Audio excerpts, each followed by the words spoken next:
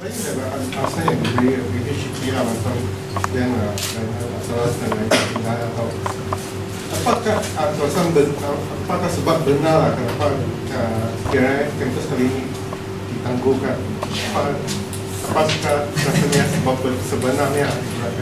Kita tak pastilah dari segi agenda tu, cuma dari segi bacaan politik kita nampak kemungkinan juga kerisauan terhadap kebangkitan anak muda lah before election, general election ya. Takut maybe sebab ini bacaan dari segi, sebab saya ambil politik, kita boleh buat bacaan lah. Sebab dekat luar macam-macam case isu itu berlaku ini sebagainya. Ini kita tanya lah, berapa banyak student rasanya yang betul-betul vote dekat PR sebab kita kan nak bagi ni advocate kan. So maksudnya ada ramai yang tak vote kan pada pandangan kalau di UM yang lepas kita maklum 67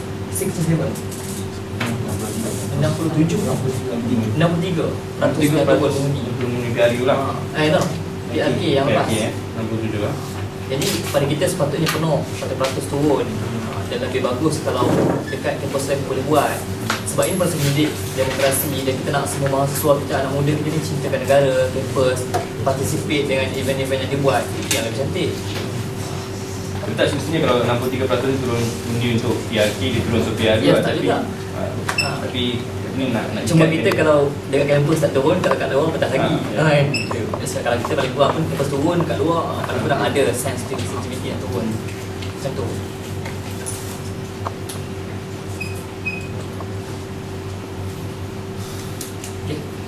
Ya. Aku rasa akan mulakan dia punya apa? Amal kampus yang tua.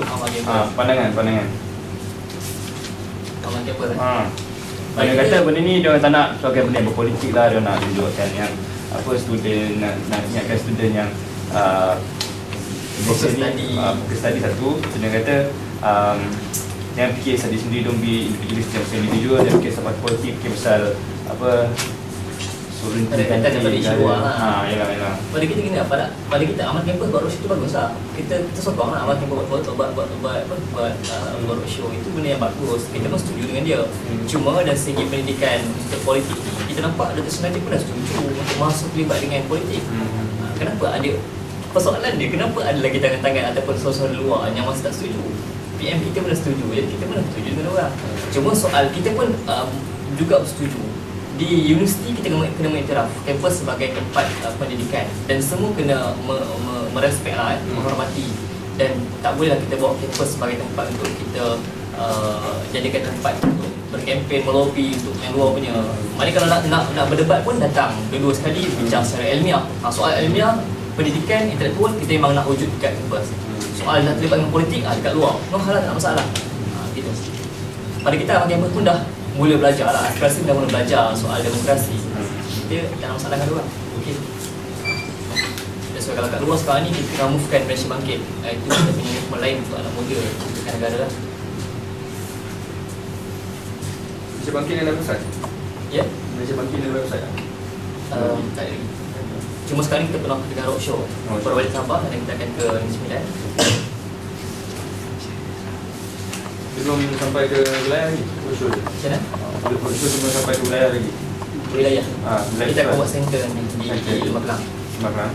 Kita plan kita akan buat satu ikrar anak muda. Kita akan kumpul mahasiswa anak muda untuk ikrar sama-sama menerangi negara pada masa akan datang. Dan kita meletakkan beberapa harapan anak muda untuk sebuah negara yang sejahtera. Nanti kita akan jumpa nanti untuk hari Isnin dan hari Selasa.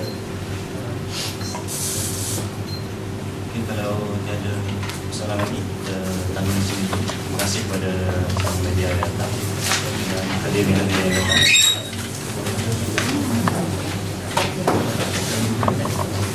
Kita harapkan kita jelas kita buat sidang media ini, harapkan pihak Jamiran tidak mengambil sikap untuk mengambil tindakan yang tidak sepatutnya apa yang kita buat pada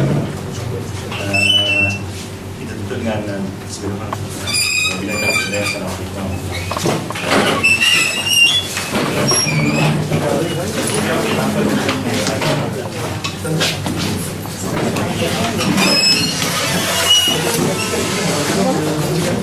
So the numbers for everyone for